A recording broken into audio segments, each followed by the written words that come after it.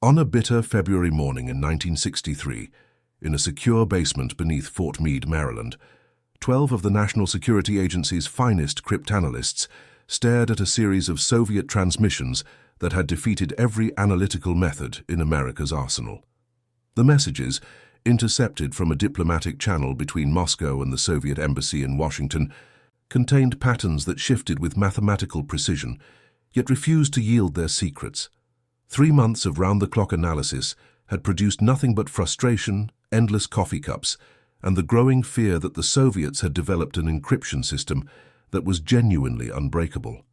None of these brilliant minds, trained in the most sophisticated code-breaking techniques of the Cold War era, could have imagined that the solution would come from a 42-year-old librarian in Bethesda who had never seen a classified document in her life. But before we dive into this story, make sure to leave a like and subscribe to the channel so we can bring you the most gripping Cold War and espionage stories every day. And tell me in the comments where you're watching from. It really helps support us. Margaret Ellen Thornton had spent 21 years organizing the chaos of human knowledge in the Bethesda Public Library, a modest brick building 3 blocks from the town center, where the scent of aging paper mixed with floor polish and the quiet determination of regular patrons. Her domain was the reference section, a maze of card catalogs and cross-reference systems that she had personally refined into something approaching perfection. Colleagues often joked that Margaret could find a needle in a haystack if you gave her 15 minutes and access to the right indexing system. What they did not joke about, because most of them never noticed, was the way her mind worked differently from others. Where most people saw individual books, Margaret saw networks of connection. A volume on medieval farming techniques would remind her of a chapter in an anthropology text, which connected to a footnote in a history of linguistics, which somehow related to a pattern she had noticed in the way certain foreign language dictionaries were organized. Her husband, Robert Thornton, worked as a technical translator for a government contractor with offices near the NSA complex.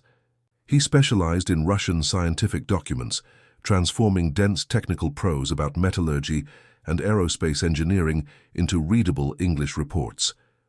Robert was a quiet man, with thinning brown hair and reading glasses that perpetually slid down his nose, and he loved his wife with the steady devotion of someone who had recognized early in their marriage that her mind operated on a different frequency than most people he knew.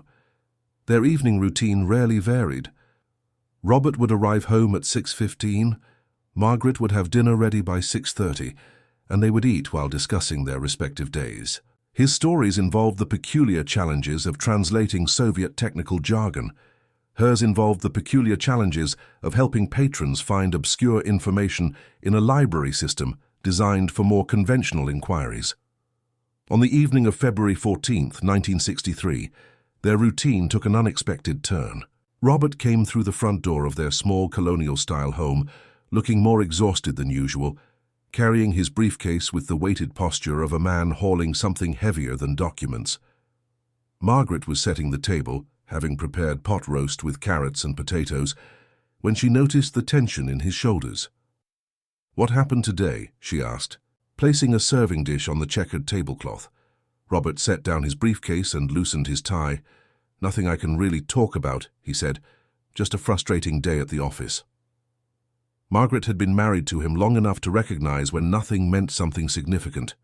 She waited, knowing that silence often prompted him more effectively than questions. He poured himself a glass of water and sat down heavily. "There is this problem at work," he finally said. "Not my problem directly, but everyone is talking about it. The NSA has these intercepted messages they cannot crack, been working on them for months. Every cryptanalyst they have, and they have some of the best minds in the country, completely stumped." Margaret began serving the pot roast, her expression thoughtful. "What makes them so difficult?" she asked. Robert hesitated, weighing what he could say. "From what I understand, and this is just hallway conversation, nothing classified, the encryption keeps changing. Not random changes, but patterned somehow. Every time they think they have found a key, it shifts, like the code is alive or something." Margaret set down the serving spoon, her mind already beginning to catalogue and cross-reference. "That sounds less like encryption and more like a sorting problem," she said. Robert looked at her with mild confusion. A sorting problem. She sat down across from him, her dinner momentarily forgotten. Think about it. If the pattern keeps changing in a consistent way, then there is an underlying organizing principle, like the Dewey Decimal System. The same book can be filed under multiple categories depending on your framework, but there are rules governing how the categories relate to each other. If you understand the sorting logic, you can predict where something will appear next. Robert was quiet for a moment, chewing thoughtfully. That is an interesting way to think about it, he said. Though I imagine cryptography is more complicated than library cataloging. Is it though? Margaret said, warming to the subject. Both are about organizing information according to hidden rules. The difference is that in a library, we want people to find things. In encryption, you do not. But the fundamental challenge is the same, creating a logical system for categorization that makes sense to those who understand it, and seems like chaos to those who do not. They ate in silence for a while, but Robert could see the distant look in his wife's eyes that meant her mind was working through something complex. He had seen that expression countless times over their 18 years of marriage, usually when she was solving a particularly difficult reference question or reorganizing an entire section of the library according to some new insight about how information naturally clustered. The next morning, Margaret arrived at the Bethesda Public Library at her usual time of 8:30, unlocking the heavy wooden doors and breathing in the familiar smell of books and floor wax. She went through her opening routine mechanically, checking the return bin, reviewing the items on hold, and ensuring that the reference desk was properly organized for the day ahead. But her mind was elsewhere, turning over what Robert had mentioned about the Soviet messages. Around mid-morning, during a lull in patron traffic, she found herself pulling books from the shelves almost unconsciously. First, a volume on the history of cryptography from the Civil War era, then a text on mathematical patterns in nature, a book about Russian literature and folk traditions, a linguistic analysis of Slavic language structures. She spread them across a reading table in the back corner of the reference section, opening each to pages that had caught her attention, looking for something she could not quite articulate. "Margaret, are you researching something?" asked Linda Freeman, one of the younger librarians, passing by with an armful of books to reshelve. "Just following a thought," Margaret replied, not looking up from a passage about how Russian poetry used mathematical meter patterns that differed from English verse. By lunchtime, she had filled 3 pages of her personal notebook with observations that might have seemed random to anyone else. Russian preference for odd-numbered patterns in folk art, the way Cyrillic alphabet sorting differed from Latin, historical examples of codes based on literary references rather than mathematical algorithms, the relationship between calendar systems and how different cultures organized time. None of it was about cryptography specifically, yet all of it danced around the edges of organization, pattern, and cultural logic.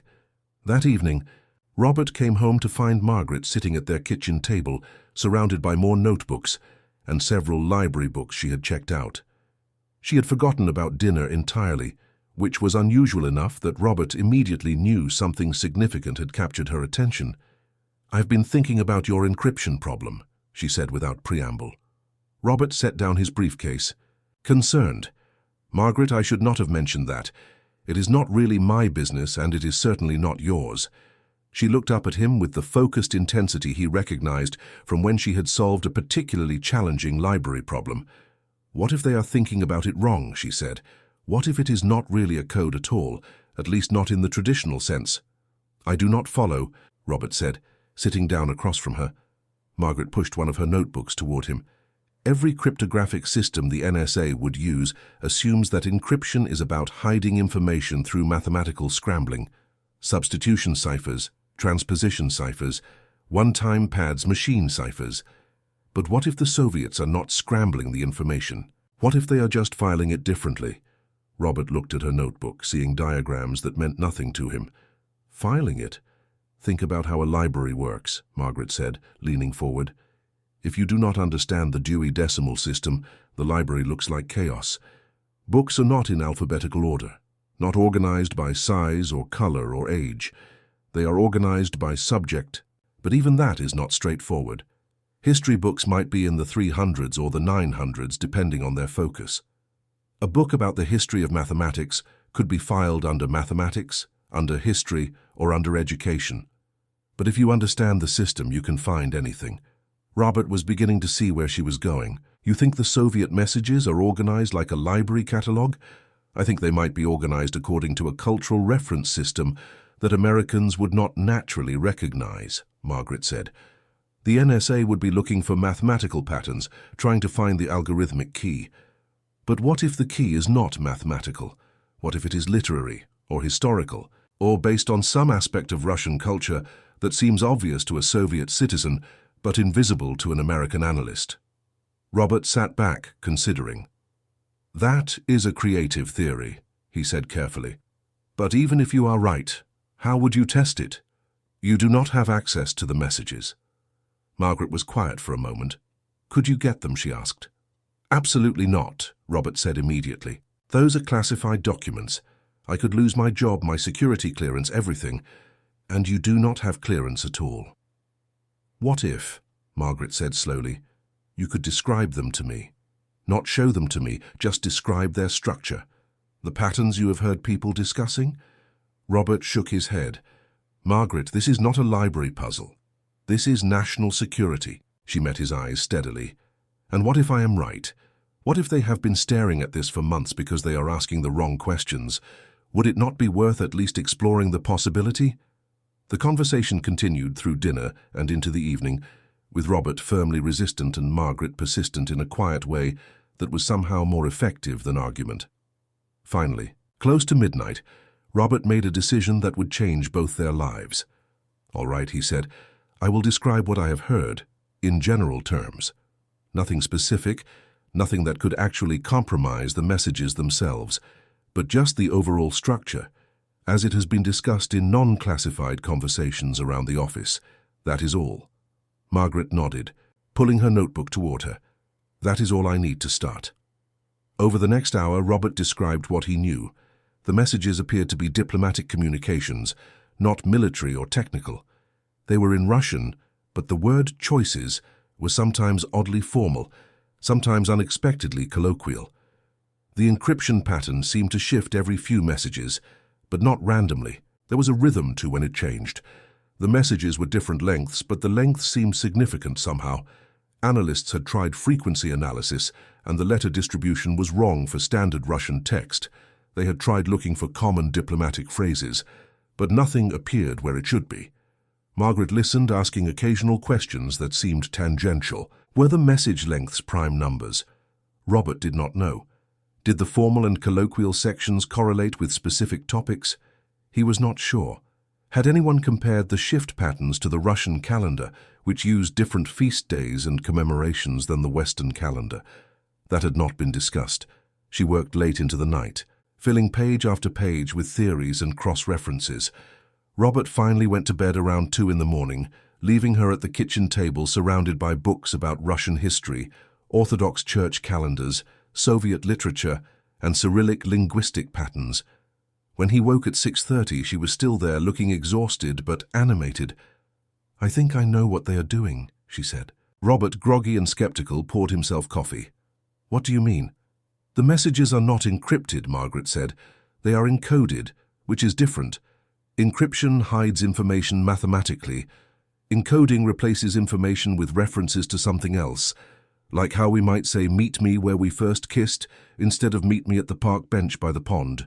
Anyone overhearing knows we are talking about a location, but they do not know which location unless they know our personal history. Okay, Robert said slowly, but the NSA would have considered encoding. Not this kind, Margaret said. I think the Soviets are using Russian literature as their codebook. Specifically, I think they are using references to Russian poetry and folk tales that any educated Soviet citizen would know, but that Americans would not recognize even if they speak Russian fluently. Robert sat down, suddenly more awake. Explain. Margaret opened one of the library books, a collection of Russian folk tales in translation. Russian children grow up with specific stories, specific poems, specific cultural references that are as natural to them as nursery rhymes are to American children. The order of these stories in Russian consciousness follows patterns that make sense culturally, but would seem arbitrary to an outsider. What if each message is not encrypted text, but a series of references to these cultural touchstones? The formality and colloquialism you mentioned might indicate different types of literature. Folk tales versus literary poetry. The length of messages might correspond to the length of specific poems or stories. The shifting pattern might follow the order of a specific anthology that Soviet diplomats would all own. That seems impossibly complex, Robert said. How would they encode and decode quickly enough for practical communication? Margaret smiled. The same way a librarian can locate a book in seconds that would take a patron 20 minutes to find.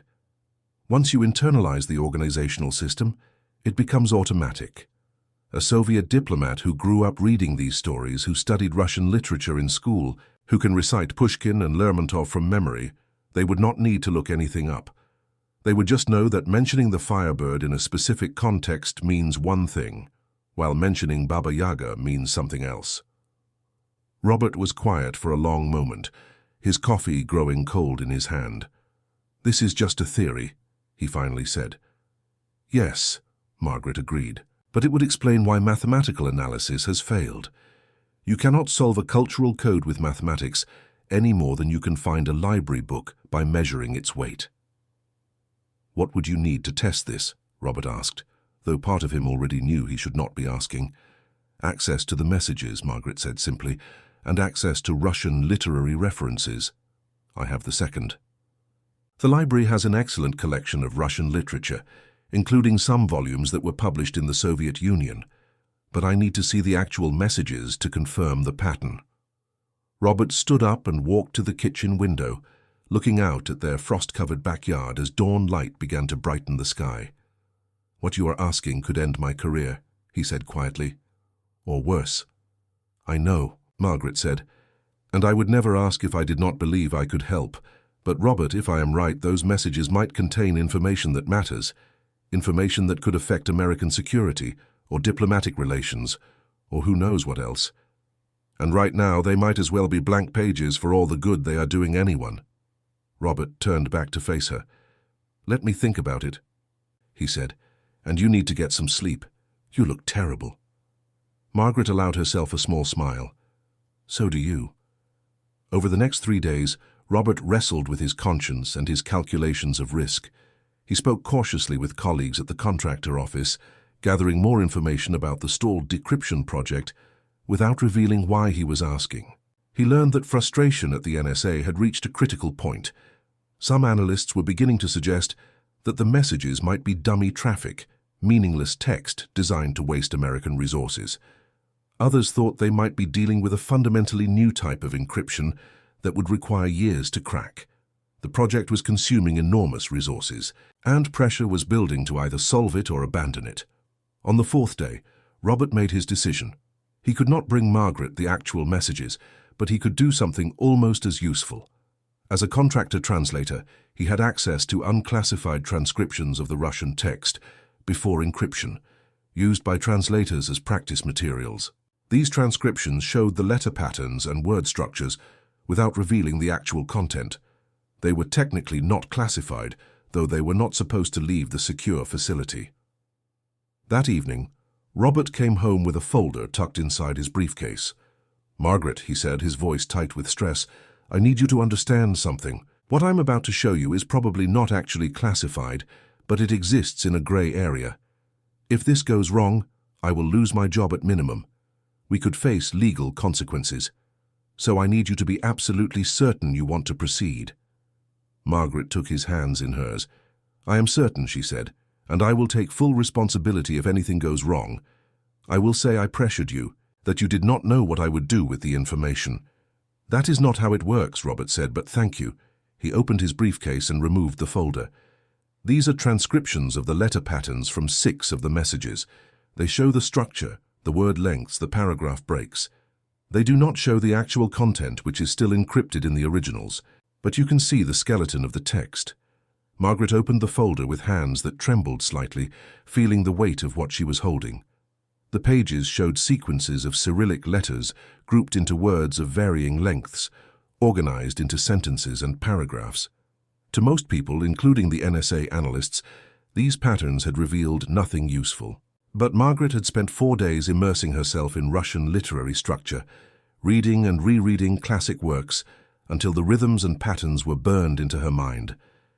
She studied the first transcription for nearly 20 minutes in complete silence, her finger tracing along the lines of text, her lips moving slightly as she counted syllables and identified patterns. Then she began cross-referencing with the book spread across the table, flipping rapidly between the transcription and various pages marked with slips of paper. "This word here," she said suddenly, pointing. "The length is wrong for normal Russian prose, but it is exactly right for a line from Evgeny Onegin, Pushkin's verse novel. Every educated Russian knows passages of it by heart." Robert leaned over her shoulder, trying to see what she was seeing. "How can you tell?" "The syllable pattern," Margaret said. "Russian poetry uses a specific metrical system based on stressed and unstressed syllables. This word has the exact stress pattern of a line I read yesterday. And look here, 3 words later. That is another line from the same stanza but rearranged." "You think they are quoting Pushkin?" Robert asked. "Not quoting," Margaret said, "referencing. Watch." She pulled over another book, a Soviet publication of Russian folk tales. If Pushkin indicates one category of meaning, then folk tale references would indicate another. Let me check the next paragraph. She worked with increasing excitement, comparing the transcriptions to her references, building a framework of literary patterns. By midnight, she had identified what she believed were nearly 30 distinct references to Russian literary works across the 6 messages. Some were from famous poems by Pushkin, Lermontov, and Tyutchev. Others were from folk tales about Baba Yaga, the Firebird, and Ivan the Fool. A few seemed to reference orthodox religious texts, prayers, and liturgical language that Robert confirmed were common knowledge in Russian culture. The organizational system was elegant in its simplicity once she understood it. Different types of literature indicated different topics of discussion. The position of a reference within a message indicated its priority or urgency. The specific work being referenced conveyed the actual information through a pre-arranged codebook that paired literary passages with diplomatic meanings. An American cryptanalyst would see random Russian text. A Soviet diplomat would see a clear message composed of familiar cultural touchstones. "This is extraordinary," Robert said, looking at her notes. "But even if you are right about the structure, you do not have the codebook. You do not know what the Firebird reference actually means in diplomatic terms." "No," Margaret admitted. "But I know it is a reference, which is more than the NSA knows right now, and I can identify which references appear to be most significant based on their placement and repetition. That alone might give the analysts a new direction to investigate." Robert was quiet, staring at the pages spread across their kitchen table. "This could be important," he said slowly. "Really important. Then we need to find a way to get this information to someone who can act on it," Margaret said, "without getting you in trouble." The next morning, Robert made a phone call to a colleague who he knew had direct contact with NSA leadership. He explained in carefully vague terms that he had encountered an interesting theoretical approach to the message problem through an unexpected source. He did not mention Margaret specifically or reveal that she had seen any transcriptions. Instead, he presented it as a hypothetical. What if someone approached the messages as a cultural encoding rather than mathematical encryption? The colleague was skeptical, but interested enough to arrange a meeting. 2 days later, Robert found himself in a conference room at Fort Meade with 3 NSA analysts, explaining a theory that his librarian wife had developed while sitting at their kitchen table. He was careful to frame it as his own insight, derived from his work as a translator and his familiarity with Russian culture. He did not mention Margaret or the transcriptions he had borrowed. The analysts listened with the polite skepticism of experts hearing from an outsider. They asked probing questions that Robert struggled to answer, lacking Margaret's intuitive grasp of the literary patterns. After 45 minutes, the senior analyst, a man named Gerald Whitmore with grey hair and tired eyes, thanked Robert for his time and made it clear they would take his suggestion under advisement, which was diplomatic language for "we will ignore this." Robert drove home that evening feeling defeated. He had tried to help without exposing Margaret, and he had failed. The analysts were too entrenched in their mathematical approach to seriously consider an alternative. When he walked through the door, Margaret could see the disappointment on his face. "They did not believe you," she said. Robert shook his head. "I could not explain it well enough. You see these patterns intuitively, but I can only describe them second-hand." It was not convincing. Margaret made a decision. "Then I need to talk to them myself," she said. "Absolutely not," Robert responded immediately. "That would reveal everything, including that you saw the transcriptions. It is too risky." "What if I approached it differently?" Margaret said. "What if I wrote it up as an academic paper? A theoretical exploration of how Cold War encryption might incorporate cultural encoding. I could publish it in a library science journal or a cryptography bulletin. Something that would come to their attention indirectly, without connecting it to you or to any specific messages." Robert considered this. "That might work," he said slowly, "as long as it is truly theoretical, with no specific details about the actual messages." Over the next 2 weeks, Margaret wrote a 20-page paper titled Cultural Encoding: Alternative Approaches to Cold War Cryptography. She framed it as a thought experiment, exploring how a nation with a strong literary tradition might use cultural references as the basis for diplomatic codes. She provided historical examples of encoding systems that relied on shared knowledge rather than mathematical keys, from Renaissance painters embedding messages in religious imagery to British officers using Shakespeare quotations to coordinate military movements during World War II. She then outlined a specific methodology for how Soviet diplomats could theoretically use Russian literature as a codebook, explaining the organizational logic and giving examples of how different literary genres might indicate different types of information. The paper was brilliant, thorough, and entirely theoretical. She submitted it to 3 academic journals specializing in information science and cryptographic history. 2 rejected it as too speculative. The third, published by Georgetown University's Intelligence Studies program, accepted it for their next quarterly issue. The paper appeared in print in April of 1963. Margaret was proud of the work, but did not expect it to reach the intended audience. Academic journals had small circulation, and even specialized publications rarely crossed the divide between theoretical academia and practical intelligence work.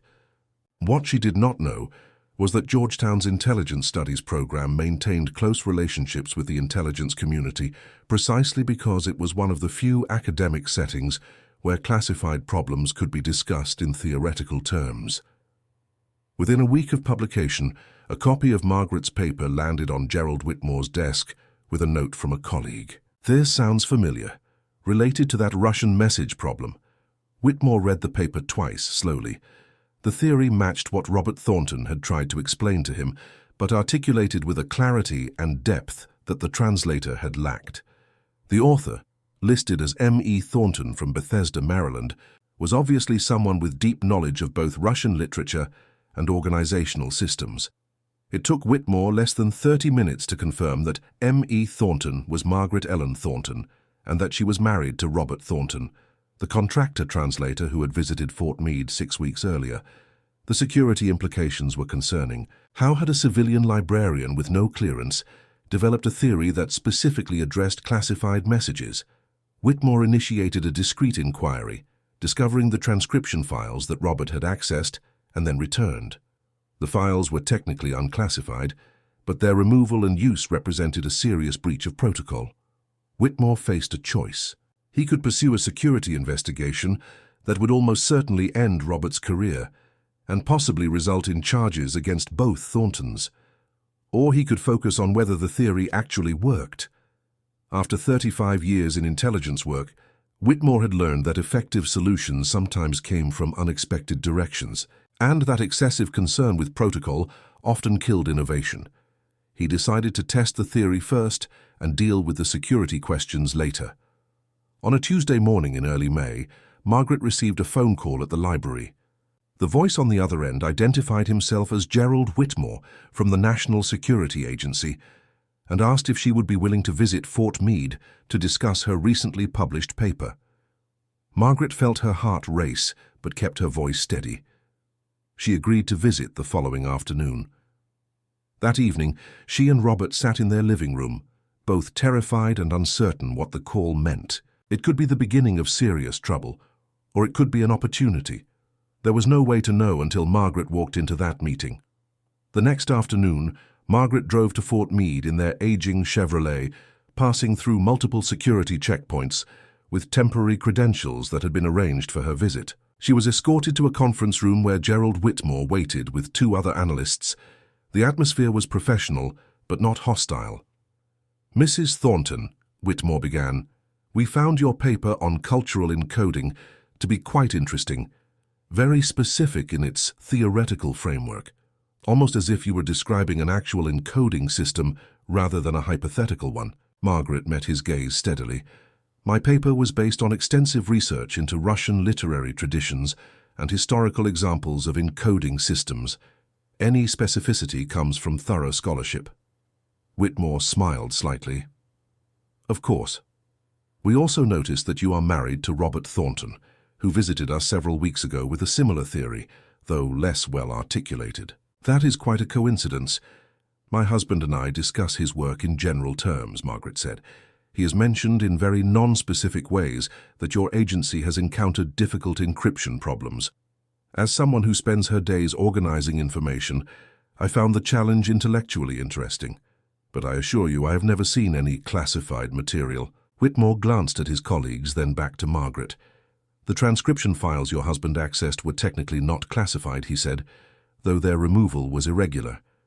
We are going to overlook that irregularity because we are more interested in whether your theory has merit than in pursuing a protocol violation that was at worst a minor transgression motivated by a desire to help." Margaret felt the tension in her shoulders ease slightly. "Thank you," she said. "However," Whitmore continued, "that brings us to the question of whether you can actually help. Your paper outlines an interesting theory, but theories are only useful if they lead to practical results.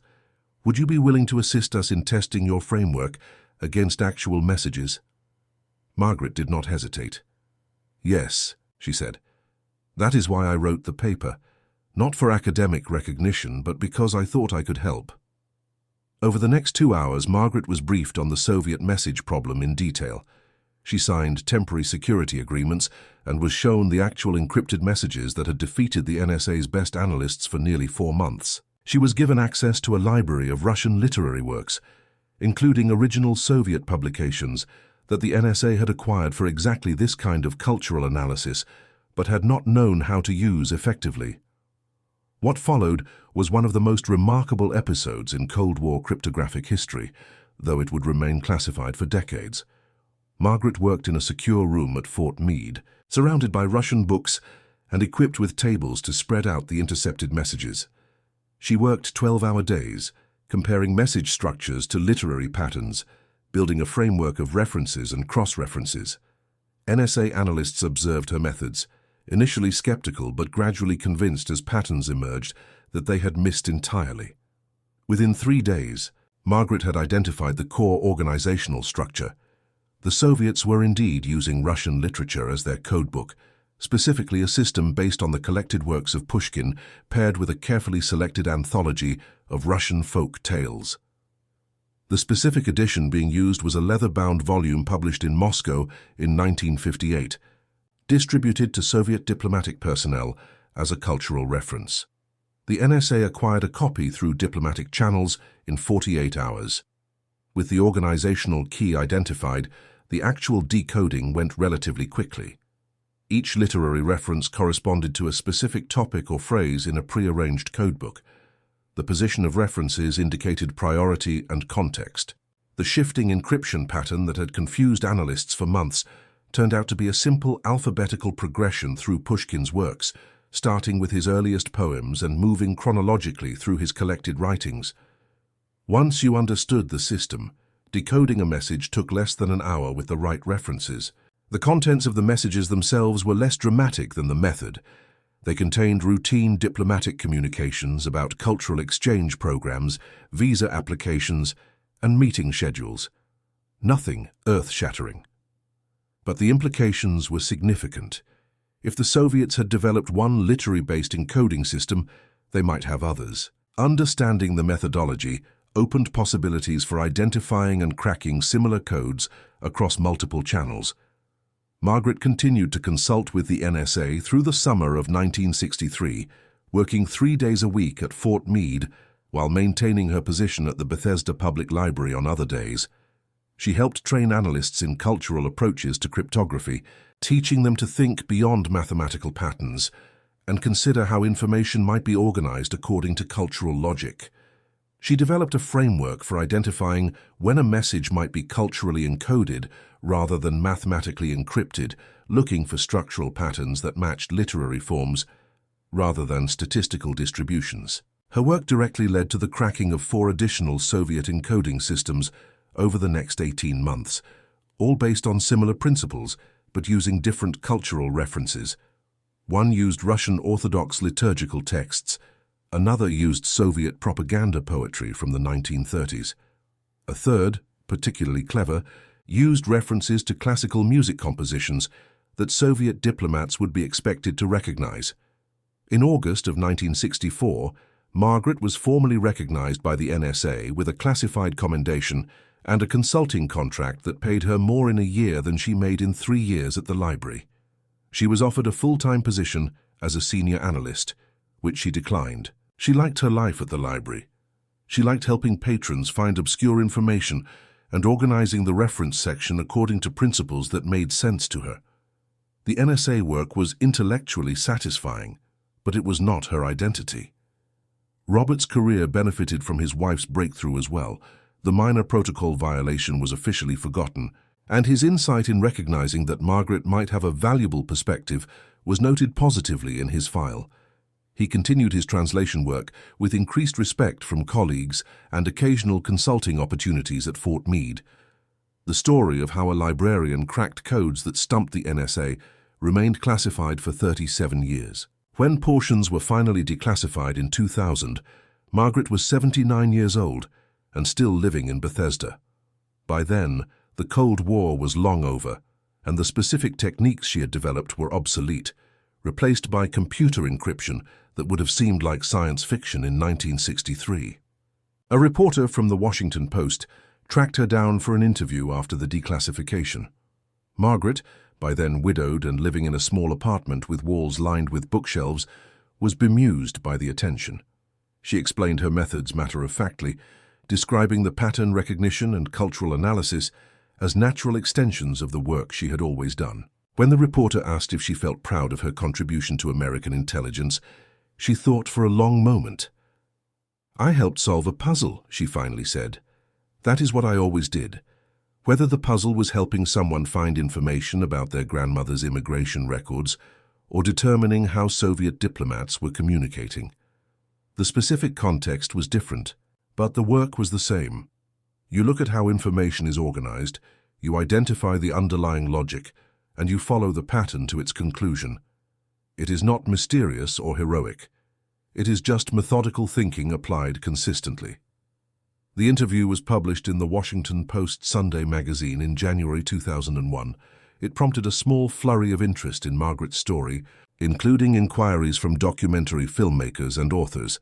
She declined most of them. She did, however, agree to speak at a conference on information science at Georgetown University, where she discussed the relationship between library science and cryptographic analysis to an audience of students and professionals who found the connection both unexpected and illuminating. In her presentation, Margaret emphasized that the most sophisticated analytical tools mean nothing if you are asking the wrong questions. The NSA had approached the Soviet messages with all the technological and mathematical resources available to the most advanced intelligence agency in the world, but they had assumed the problem was mathematical. They had not considered that the problem might be cultural, that the solution might lie not in breaking a code, but in understanding a reference system that was obvious to its intended users and invisible to everyone else. "Libraries work the same way," she told her audience. "If you understand Dewey Decimal, the library is organized and accessible. If you do not, it is chaos. The books are the same either way. What changes is your framework for understanding how they relate to each other. Intelligence work, at its core, is about finding the right framework for understanding information. Sometimes that framework is mathematical, Sometimes it is cultural, sometimes it is something else entirely. The key is remaining open to possibilities, rather than assuming you already know what kind of problem you are solving. Margaret Ellen Thornton passed away in November 2003 at the age of 82. Her obituary in the Washington Post mentioned her NSA work in a single paragraph, spending more space on her 43 years as a librarian and her volunteer work teaching English to immigrants. Her funeral was attended by family, friends, retired librarians, and a surprising number of people who identified themselves vaguely as former government colleagues and said little else.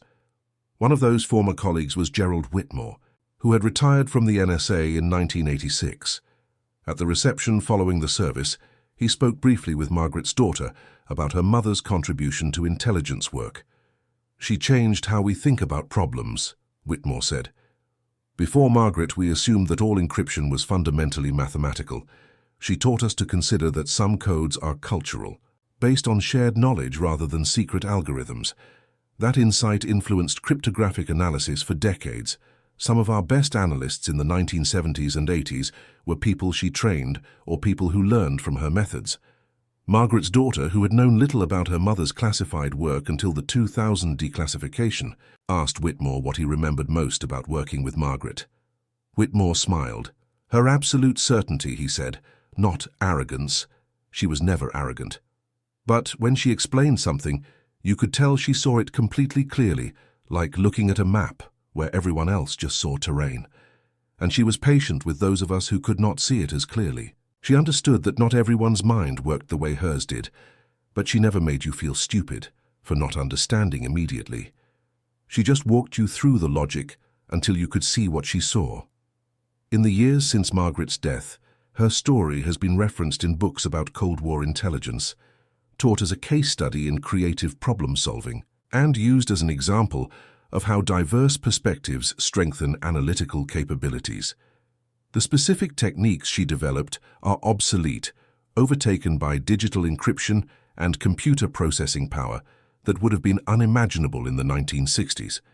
But the underlying principle she demonstrated remains relevant: that solving complex problems sometimes requires looking outside traditional expertise, recognizing patterns in unexpected places, and remaining open to frameworks that challenge conventional assumptions. The Soviet diplomatic encoding system that Margaret cracked was eventually replaced by machine encryption in the late 1960s, as both sides of the Cold War moved toward computer-based cryptography. The literary references and cultural keys became historical curiosities, romantic artifacts of an era when encryption was still fundamentally human in its construction, and breaking it required human insight rather than computational power. But for a brief moment in 1963, in a secure room beneath Fort Meade, a librarian from Bethesda looked at messages that had defeated the best cryptographic minds in America and saw not mathematical chaos, but misorganized information. She saw a filing system waiting to be understood, a library catalog written in cultural references instead of decimal numbers. And because she saw that, because her particular mind was trained to recognize organizational patterns, regardless of their specific form, she solved a problem that had seemed unsolvable. The story of Margaret Thornton is ultimately a story about the value of different ways of thinking. The NSA analysts were brilliant mathematicians and trained cryptographers, experts in their field with years of specialized education and experience. But they were looking at the problem through a single lens, asking only mathematical questions. Margaret brought a completely different lens, one shaped by decades of organizing information for accessibility rather than secrecy. That perspective, applied to a problem where it had never been expected, made all the difference. Years after Margaret's death, the NSA named a conference room in her honor, one of the few commemorations of individual contributors in an agency that rarely acknowledges specific people in its public materials. The plaque outside the room reads, "The Margaret Thornton Conference Room," in recognition of her innovative contributions to cryptographic methodology and her demonstration that solutions to complex problems can come from unexpected perspectives. Inside, above the door where those entering will see it, is a quote that she gave during her Georgetown presentation: "Information wants to be organized. The question is not whether there is a pattern, but what kind of pattern you are looking for, and that concludes our story. If you made it this far, please share your thoughts in the comments. Do not forget to subscribe for more incredible stories, and check out the video on screen. I am sure you will enjoy it. See you next time.